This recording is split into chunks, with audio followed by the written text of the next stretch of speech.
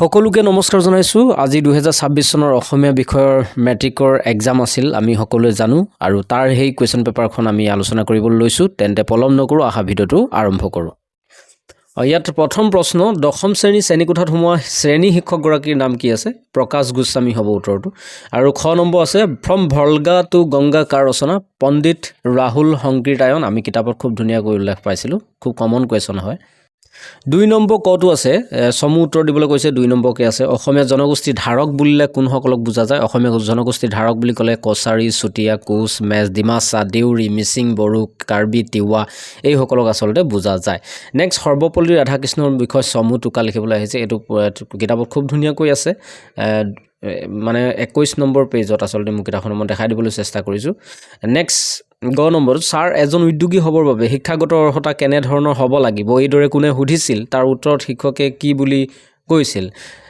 উদ্যোগী হ'বৰ কাৰণে কি ধৰণৰ অৰ্হতাবিলাক লাগিব? এই কথাষাৰ আচলতে প্ৰীতমে সুধিছিলে, আৰু তাৰ উত্তৰত শিক্ষকে কৈছিল যে তুমি কোনটো দিশত উদ্যোগী হ'বলৈ বিচাৰিছা তাৰ ওপৰত তোমাৰ প্ৰয়োজনীয় শিক্ষাগত অৰ্হতাটো নিৰ্ভৰ কৰিব লাগিব। এখন ধাবা খোলাৰ বাবে বা এখন গেলামালৰ দোকান খোলাৰ বাবে অথবা এখন শাক পাচলিৰ দোকান খুলি স্বাৱলম্বী হ'বৰ বাবে বিশেষ কোনো শিক্ষাগত অৰ্হতাৰ প্ৰয়োজন নাই, কিন্তু এইবোৰ ব্যৱসায়টো কৃতকাৰ্য হ'বৰ বাবে বুদ্ধি আৰু সাধাৰণ জ্ঞানৰ প্ৰয়োজন হয়। আনহাতে এখন বিউটি পাৰ্লাৰ বা মটৰ গাড়ী ভাল কৰা গেৰেজ বা মোবাইল ফোন, টিভি ভাল কৰা দোকান খুলিবৰ বাবে নিজৰ সেই কামৰ কৌশল বা স্কিল থকাটো প্ৰয়োজন। কেৱল আনৰ ওপৰত নিৰ্ভৰ কৰি এনেবোৰ ব্যৱসায়ত কৃতকাৰ্যতা লাভ কৰিব নোৱাৰি। ইয়ালৈকে আচলতে লিখিব লাগিব, খুব ধুনীয়াকৈ কিতাপত লিখা আছে। তাৰ পাছতে আহিছোঁ মই 4 নম্বৰ প্ৰশ্নলৈ। ক নম্বৰটো লিখা আছে, কুঁৱলীয়ে প্ৰথমে কালৈ ইমেইল কৰিছিল? চেৰণলৈ বুলি আমি কিতাপত খুব ধুনীয়াকৈ পাইছিলোঁ প্ৰশ্নটো। নেক্সট কুৱেশ্যন, অৰুণিমা সিংহাৰ কোনবিধ খেলত বিশেষ দক্ষতা আছিল? ভলীবল আমি কিতাপত পাইছিলোঁ। নেক্সট পেজলৈ গৈছোঁ, 5 নম্বৰ উত্তৰ দিয়া বুলি কৈছে। আটাইৰে মুখবোৰ শুকাই টেমি যেন হৈছে, কাৰ কি কাৰণত মুখবোৰ শুকাই টেমি যেন হৈছে? এইটো আচলতে প্ৰশ্নটো পাঠৰ ভিতৰৰ পৰা আহিছে। আচলতে ডকাইতে যেতিয়া, আচলতে অৰুণিমা সিংহা পাত্ৰৰ পৰা এই প্ৰশ্নটো আহিছে। ডকাইতে যেতিয়া সিহঁতৰ সকলোবিলাক সোণৰ অলংকাৰবিলাক, সম্পত্তিবিলাক কাঢ়ি লৈছিল, তেতিয়া যাত্ৰীসকলৰ মুখবোৰ আচলতে শুকাই টেমি হোৱা যেন হৈছিল। এই কথাষাৰে আচলতে বুজাব বিচাৰিছে। এই কথাষাৰে খুব ধুনীয়াকৈ লিখিব লাগিব। তাৰপাছতে 6 নম্বৰটো উত্তৰ লিখিবলৈ কৈছে। ইণ্টাৰনেটৰ অত্যাধিক ব্যৱহাৰে ছাত্ৰ ছাত্ৰীৰ জীৱনক এনেধৰণৰ প্ৰভাৱ পেলাব পাৰে? এইটো বনায়ো আচলতে লিখিব পাৰে, সাজিও লিখিব পৰা এটা প্ৰশ্ন হয়। নেক্সট 7 নম্বৰটো আমি গৈছোঁ। ক নম্বৰটো কৈছে যে পাহিৰ ককায়েকৰ নাম কি? পাহিৰ ককায়েকৰ নাম হৈছে পল। আমি খুব ধুনীয়াকৈ কিতাপত পাইছিলোঁ। লেখকে বুশ্বচেৰত কি আছে বুলি শুনিছে? ইয়াৰ উত্তৰটো হৈছে লেখকে বুশ্বচেৰত এটা নিউক্লিয়ৰ ৰিয়েক্টৰ আছে বুলি কৈছিল। এতিয়া 8 নম্বৰলৈ গৈছোঁ, চমু উত্তৰ লিখা। তেহৰানৰ প্ৰাকৃতিক অৱস্থা কেনেকুৱা? খুব ধুনীয়াকৈ কিতাপতে লিখা আছে, আৰু কিতাপৰ এইটো প্ৰশ্নটো আছেই। এতিয়া আমি 9 নম্বৰলৈ আহিছোঁ। কামত ল'ৰা ছোৱালী বুলি ভাগ নাই, যেনেকৈ কাম ভাগ কৰি দিছোঁ তেনেকৈ কৰা। এই কথাষাৰৰ বক্তা কোন? এই কথাষাৰ আচলতে গণিতৰ শিক্ষক ৰঞ্জিত হাজৰিকাই কৈছিল, আৰু এই কথাষাৰক লৈ আচলতে প্ৰশ্নটো অকণমান ধুনীয়াকৈ আঁতিগুৰি মাৰি বহলাই লিখিব লাগিব, 3 নম্বৰ আছে যিহেতু। নেক্সট 10 নম্বৰ প্ৰশ্নটোলৈ আহিছোঁ আমি, অতি চমু উত্তৰ লিখা। মোহপাশ মানে কি? মোহপাশ মানে হৈছে মায়াৰ বন্ধন, বান্ধোন বুলি লিখিলেও হ'ব। জিকিৰৰ ৰচক কোন? জিকিৰৰ ৰচক আমি জানো যে আজান ফকীৰ, অৰ্থাৎ হজৰত শ্বাহ মিলান বুলি কোৱা হয়। নেক্সট 11 নম্বৰলৈ আহিছোঁ আমি। 11 নম্বৰ কৰটোলৈ, বৰগীতৰ 4টা লক্ষণৰ বিষয়ে লিখা বুলি কৈছে। বৰগীতৰ 4টা লক্ষণ বুলি ক'লে আমি থোৰতে ক'ব পাৰোঁ যে বৰগীতসমূহ বজ্ৰাৱলী ভাষাত ৰচনা কৰা, বৰগীতসমূহত এটা নিৰ্দিষ্ট ৰাগত বন্ধা থাকে, বৰগীতসমূহ শাস্ত্ৰীয় ৰাগতালযুক্ত, বৰগীতসমূহ উচ্চ আধ্যাত্মিকতা, বহুত কথা আমি আলোচনা কৰিছিলোঁ বৰগীতটো পাঠ পঢ়াওঁতে। নেক্সট, ক্ষুদা ৰচুল লুকাই আছে মুমিনৰ আঁৰত। ইয়াত ৰচুল আৰু মুমিন শব্দ দুটাৰ অৰ্থ লিখিবলৈ কৈছে। ৰচুল শব্দটোৰ অৰ্থ হৈছে দূত বা দেৱদূত বুলিও আছে। মুমিন মানে হৈছে বিশ্বাসী মুছলমান, ইয়াৰ অৰ্থ দুটা, সেই দুটা। তাৰপাছতে 12 নম্বৰটোলৈ যদি আমি যাওঁ, মক্কাৰ দুৱাৰত চাহাব ত্ৰিবেণী ঘাট বেহাব নোৱাৰে তাত মায়াই ভেটে বাট বুলি কৈছে। আচলতে এই প্ৰশ্নটো আচলতে জিকিৰ যিটো পাঠ সেই পাঠটোৰ পৰা আহিছে। মক্কাৰ দুৱাৰত চাহাব ত্ৰিবেণী মানে হৈছে, আমি 3খন নদীৰ নাম পাইছিলোঁ, গংগা, যমুনা আৰু সৰস্বতী নদীৰ সংগমস্থলৰ কথা পাইছিলোঁ। গতিকে এইটো খুব ধুনীয়াকৈ বিশ্লেষণ কৰিব লাগিব। তাৰপাছত আমি আহিছোঁ 13 নম্বৰ প্ৰশ্নটোলৈ আহিছোঁ, অতি চমু উত্তৰ দিয়া। জল, স্থল আৰু কঠ দেৱতাৰ মহা অভিযান চলিছে বুলি কৈছে। ইয়াৰ উত্তৰটো হ'ব অন্তৰিক্ষ, অৰ্থাৎ আকাশত। অসমীয়াসকলে কিহেৰে তৈয়াৰী পেঁপা বজাইছিল? ইয়াত আমি জানো যে, সকলোৱে জানো, ম'হৰ শিঙেৰে পেঁপা তৈয়াৰ কৰিছিল বা পেঁপা বজাইছিল।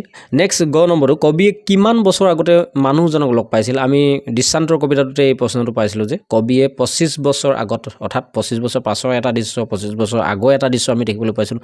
25 বছৰ আগতে অৰ্থাৎ এজন মানুহক লগ পোৱাৰ কথা আমি পাইছিলোঁ। এতিয়া 14টো লৈ আহিছোঁ। বৰ শান্তিত আছোঁ এই প্ৰজাতিত কোনে কিয় এইদৰে কৈছিল বুজাই লিখা বুলি কৈছে। 2 নম্বৰ আছে, অৰ্থাৎ 25 বছৰ পাছত আমি যেতিয়া লগ পাইছিলোঁ তেতিয়া তেখেতে শান্তি নাই বুলি কৈছিল, আৰু 25 বছৰ আগত আমি এটা গাঁৱলীয়া দৃশ্য দেখিবলৈ পাইছিলোঁ, সেইটোত সেই বাতৰুৱা মানুহজনে বৰ শান্তিত থকাৰ কথা তেওঁ উল্লেখ কৰিছিল। আচলতে এইটো বুজাই লিখিব লাগিব। আৰু 15 নম্বৰটো কৈছে যে মন্দিৰৰ উপক্ষিতৰ অভাৱ হ'লেও এইটো বহলাই লিখিব লাগিব। মই এইটো কথা আলোচনা নকৰোঁ, মই অসমীয়া কবিতাটোৰ সাৰাংশ লিখিবলৈ আহিছে। 16 নম্বৰ ক'ত লৈ আহিছোঁ, তলত যিকোনো এটা শব্দৰ সন্ধি ভাঙিবলৈ কৈছে। হিমালয়, দেৱৰ্ষি, সৰ্জন, 3টা দিয়া আছে, কিন্তু যিকোনো এটাহে লিখিব লাগে। হিমালয়টো হ'ব হিমযুকালয়, দেৱৰ্ষিটো হ'ব দেৱযুগ ঋষি, সজ্জনটো হ'ব সৎযুগজন সজ্জন। তাৰপাছত খটো কৈছে যে তলৰ যিকোনো এটা শব্দৰ মূৰ্ধন্য ন আৰু মূৰ্ধন্য খ হোৱাৰ কাৰণ লিখিবলৈ কৈছে। তৃণটো আচলতে এই নতবিধি খতবিধি আমি নিয়মবিলাক জানিলেহে এইকেইটা আচলতে কৰিব পৰা যাব। আমি আলোচনা কৰিছিলোঁ যে ৰি ৰ মূৰ্ধন্য খৰ পাছত থকা দন্তীয় ন মূৰ্ধন্য ন হয় বুলি পাইছিলোঁ নতবিধি নিয়ম।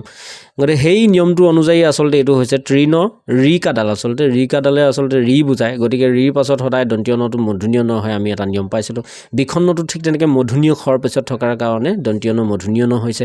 ঠিক তেনেকৈ বিষমটো খত্ৰবিধি হয়, আৰু খত্ৰবিধি মূৰ্ধন্য খ কিয় হৈছে, বি উপসৰ্গৰ পাছত থকা যিটো সম শব্দ, সেই সম শব্দটোৰ দন্তীয় হটো মূৰ্ধন্য খ হয়, আমি সেই নিয়মটো পাইছিলোঁ। তাৰ পাছতে গ নম্বৰটো লৈ আহিছোঁ, তলৰ যিকোনো এটাৰ ব্যাস বাক্য সহ সমাসৰ নাম লিখিবলৈ কৈছে। ধেনু আৰু হৰ, আচলতে ধেনু হৰ আছে, ইয়াত আমি ধেনু আৰু হৰ বুলি লিখিব লাগিব। ধেনু হৰটো কি সমাস হয়, সেইটো প্ৰথম যিটো সমাস আচলতে দ্বন্দ্ব সমাস। দ্বন্দ্ব সমাসক 3টা ভাগত ভাগ কৰিছিল। প্ৰথম যিটো ইতৰেত দ্বন্দ্ব, সেইটোৱে হৈছে আৰু লাগে তাত কনজাংচন হিচাপে ধেনু আৰু হৰ হ'ব। আৰু ব্যাস বাক্যটো কি হ'ব, ধেনু আৰু হৰ, আৰু সমাসটো কি হ'ব, সমাসটো হ'ব ইতৰেত দ্বন্দ্ব। ঠিক তেনেকৈ পঞ্চৱতীৰ সমাহাৰ হ'ব। পঞ্চ মানে 5জোপা বতী মানে বৃক্ষ, আচলতে বৃক্ষৰ সমাহাৰ পঞ্চৱতী বুলি কয়। ইয়াত দ্বিগু সমাস, আচলতে সংখ্যাবাচক শব্দ য'ত লাগিব আমি আলোচনা কৰিছিলোঁ যে তাত দ্বিগু সমাস হয়। পীতাম্বৰ, ঠিক তেনেকৈ পীতবৰ্ণৰ যি অম্বৰ পৰিধান, পীতবৰ্ণৰ অম্বৰ পৰিধান কৰে যি, সেনেকৈ লিখিলেও হ'ব, পীতাম্বৰ হয়। আচলতে ইয়াত মিনিং এটা নহয়, কেইবাটাও মিনিং বুজোৱাৰ কাৰণে ইয়াত বহুব্ৰীহি সমাস ব্যৱহাৰ হৈছে। পীতাম্বৰটো বহুব্ৰীহি সমাস হয়। তাৰপাছত ঘ নম্বৰলৈ আহিছোঁ, তলত দিয়া বাক্যটি সৰল বাক্যলৈ পৰিৱৰ্তন কৰিবলৈ কৈছে। আমি যৌগিক বাক্য, সৰল বাক্য, মিশ্ৰ বাক্য এইবিলাক কথা আমি আলোচনা কৰিছিলোঁ। এতিয়া সৰল বাক্যলৈ নিব কৈছে। এই বাক্যটো যদি আমি সৰল বাক্যত নিওঁ তেনেহ'লে হ'ব, যদি পৰিশ্ৰম কৰা তেন্তে নিশ্চয় সাফল্য লাভ কৰিবা। পৰিশ্ৰম কৰিলে নিশ্চয় সাফল্য লাভ কৰিবা, সেইটো হ'ব। পৰিশ্ৰম কৰিলে সাফল্য লাভ কৰিবা। এতিয়া আহিছোঁ ঙ নম্বৰলৈ, যথাস্থানত যতিচিহ্ন বহুৱাবলৈ কৈছে। মানুহজনে কৈছিল মই এই পুখুৰীটো সাঁতুৰি পাৰ হ'ব পাৰোঁ। ইয়াত যতিচিহ্ন ব্যৱহাৰ কৰিছে। মানুহজনে কৈছিল, আমি এইবিলাক আচলতে আলোচনা কৰিছিলোঁ। মানুহজনে কৈছিল বুলি দি আমি কমা দিব লাগিব। তাৰপিছত ঊৰ্ধ কমাৰ ভিতৰত লিখিব লাগিব মই এই পুখুৰীটো, ডাবুল ঊৰ্ধ কমা দেই, মই এই পুখুৰীটো সাঁতুৰি পাৰ হ'ব পাৰোঁ, দাৰি দি পিনি ঊৰ্ধ কমাটো ক্ল'জ কৰিব লাগিব। তাৰপাছতে প্ৰথম নম্বৰ, তলৰ যিকোনো এটা শব্দৰ বিপৰীতাৰ্থক শব্দ লিখা বুলি কৈছে। আকৰ্ষণ, ইয়াৰ বিপৰীত শব্দ হ'ব বিকৰ্ষণ। হাঁহি হ'লে কান্দোন হ'ব, বাঁহী হ'লে ভিতৰ হ'ব। দ্বিতীয় 6 নম্বৰটো কৈছে এটা শব্দত প্ৰকাশ কৰিবলৈ দিছে। যি ৰাতি চৰে তাক নিশাচৰ বুলি কোৱা হয়। চুবাই খোৱা বস্তুক, চুবাই খোৱা যিটো বস্তু এইটো কি বুলি কয়, চৈব্য বুলি কয়। তাৰ পাছতে সখীয়েকৰ মাকক আচলতে মা বুলিও কয়, মাতৃ বুলিও ক'ব পাৰি, মাউতী বুলিও কয় কিছুমানে। তাৰ পাছতে বজ্ৰীয় যটো, তলৰ যিকোনো এটা শব্দৰ সমাৰ্থক শব্দ লিখা। হাত মানে হৈছে বজাৰ, দন্তীয়ত থকা হ'লে হয়তো কৰ হ'লহেঁতেন, পানী হ'লহেঁতেন, কিন্তু ইয়াত মূৰ্ধন্যত আছে যিহেতু বজাৰ হ'ব। গছ হ'লে বৃক্ষ হ'ব, পুৰণি হ'লে প্ৰবীণ হ'ব। ঠিক তেনেকৈ ঝটো, তলত দিয়া যিকোনো এটা শব্দৰ পত্য ভাঙি দেখুৱাবলৈ কৈছে। মগনীয়াটো হ'ব মাক যোগ অনিয়াৰ মগনীয়াৰ, লিখোতাটো হ'ব লিখ যোগ ওটা, আৰু ঘৰুৱাটো হ'ব ঘৰ যোগ ৱা, ঘৰুৱা। আৰু 9 নম্বৰটো লৈ গৈছোঁ, তলৰ যিকোনো এটাৰ অৰ্থ প্ৰকাশ হোৱাকৈ এটা বাক্য ৰচনা কৰিবলৈ কৈছে। ঠুনুক থানাকেৰে এটা বাক্য ৰচনা কৰিবলৈ কৈছে। ঠুনুক থানাক মানে হৈছে আধা ফুটা মাত, যেনেকৈ সৰু ল'ৰাৰ ঠুনুক থানাক খোজ, তেনেকৈও লিখিব পাৰোঁ, বা ঠুনুক থানাক মাত। চুকৰ ভেকুলী মানে হৈছে যি অনবৰতে ঘৰৰ ভিতৰত সোমাই থাকে, সিয়ে হৈছে চুকৰ ভেকুলী, তাক লৈ আমি এটা বাক্য ৰচনা কৰিব লাগিব। ধুদৰ পচলা মানে হৈছে এলেহুৱা, তাক লৈ আমি এটা বাক্য ৰচনা কৰিব লাগিব। তাৰপাছতে 17 নম্বৰটো ভাৱ সম্প্ৰসাৰণ কৰিবলৈ আহিছোঁ। চুৰ গ'লে বুদ্ধি, বৰষুণ গ'লে জাপি, এইটো কথা মই আলোচনা কৰিছিলোঁ, কমন আহিছে।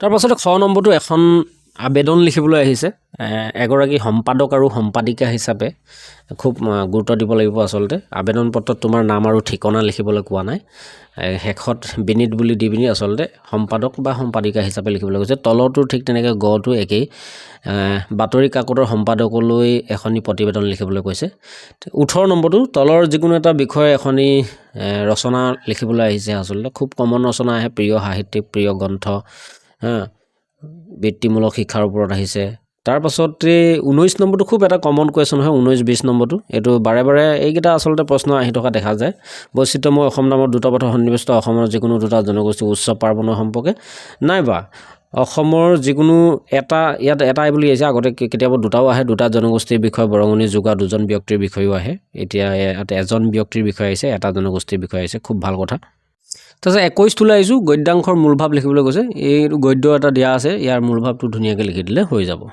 এতিয়া 22 নম্বৰ প্ৰশ্নলৈ আহিছোঁ অতি চমুতৰ দিয়া অসমীয়া গদ্য সাহিত্যৰ জনক কোন বুলি কৈছে ভট্টদেৱৰ বিষয়ে লিখিব লাগিব অসমীয়া গদ্য সাহিত্যৰ জনক ভট্টদেৱ হেমচন্দ্ৰ গোস্বামী প্ৰথম অসমীয়া চনটোৰ নাম হেমচন্দ্ৰ গোস্বামী প্ৰথম অসমীয়া চনটোৰ নাম হৈছে প্ৰিয়তমাৰ চিঠি আৰু 23 নম্বৰতে তক্ষশিলা বিশ্ববিদ্যালয়ত কি শিক্ষা দিয়া হৈছিল খুব ধুনীয়াকৈ লিখা আছে বিজ্ঞান বিষয়ে চিকিৎসা বাণিজ্য ধৰ্ম আইন সাহিত্য আৰু যুদ্ধ কলাৰ জ্ঞান দিয়া হৈছিল আৰু খ নম্বৰটো যুদ্ধক্ষেত্ৰ কুৰুক্ষেত্ৰ যুদ্ধত কৌৰৱৰ বিশিষ্ট সেনাপতিসকলৰ নাম লিখা বুলি কৈছে খুব ধুনীয়াকৈ কিতাপত আছে মই দেখাই দিবলৈ চেষ্টা কৰিছোঁ তাৰ পাছতে 24 নম্বৰলৈ আহিছোঁ জানা ৰাজা এইটো মানে তাৰ পৰা আহিছে আৰ্য খ নম্বৰটো কৈছে আৰ্য শিক্ষাৰ কলাবিদ্যা কিমানটা 64টা এইটো এটা লং কুৱেশ্যনে 25 নম্বৰলৈ আহিছোঁ কপিল মুনিৰ মাতৃ কোন আছিল দেৱাহুতি হয় 26 নম্বৰটো ধৰ জাৰু ধৰ ভাই কবিতাটো জীৱন জাতিৰ জীৱন কেনেকৈ মনোহৰ কৰিবলৈ আহ্বান জনাইছে খুব ধুনীয়া এটা প্ৰশ্ন হয় অৰ্থাৎ য'ত যিমান জাবৰ জোথৰ আছে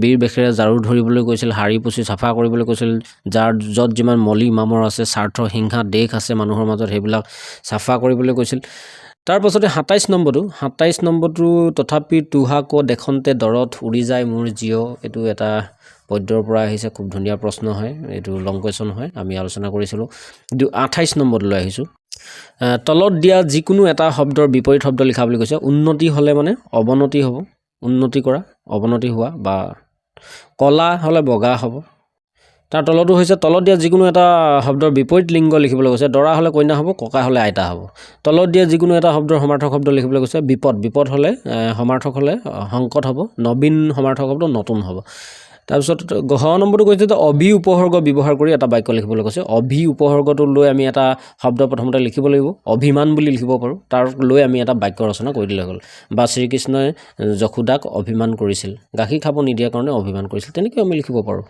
তাৰপিছত নম্বৰটো কৈছে খালী ঠাইত উপযুক্ত অনুসৰ্গ বহুৱাবলৈ কৈছে কামটো যত্নৰে কৰিবা ইয়াত সমান খালী ঠাই আছে তাত আমি লিখিব লাগিব অনুসৰ্গ ব্যৱহাৰ কৰিব লাগিব কামটো যত্নৰে কৰিবা দেই বুলি আমি লিখিব পাৰোঁ তো প্ৰথম 6 নম্বৰটো তলৰ বাক্যটি শুদ্ধকৈ লিখিবলৈ কৈছে কালিলৈ 1টা বজাত আহিবা বুলি কৈছে কালিলৈ নহয় আচলতে কাইলৈ 1টা নহয় 1 বজাত আহিবা বুলি ক'ব লাগিব তো দ্বিতীয় 6 নম্বৰ তলত দিয়া যিকোনো এটা শব্দৰ আধুনিক ৰূপ লিখিবলৈ কৈছে বিগুটিয়া মানে হৈছে ঠাট্টা কৰা হুমৰন্তে মানে হৈছে হুঁৱৰা তাৰপাছত 29 নম্বৰটো এইটো এটা খুব কমন প্ৰত্যেকবাৰে আহে 4 নম্বৰ ছন্দৰ পৰা আহে ঝুমুৰি চৰণ ছবি কথা আহিছে গতিকে ছন্দখিনি আমি ধুনীয়াকৈ চালে ইয়াৰ 4 নম্বৰটো খুব ধুনীয়াকৈ ল'ব পৰা যায় আজি পেপাৰখন ইমানেই আছিল তোমালোকৰ কিমান নম্বৰ আচলতে পাব লাগে কমেণ্ট কৰি জনাবা আৰু আশা ৰাখিছোঁ নিশ্চয় চবৰে এক্সাম ভালে হ'ল পেপাৰ খুব ধুনীয়া আহিছে ভিডিঅ'টো সামৰণি মাৰিছোঁ ধন্যবাদ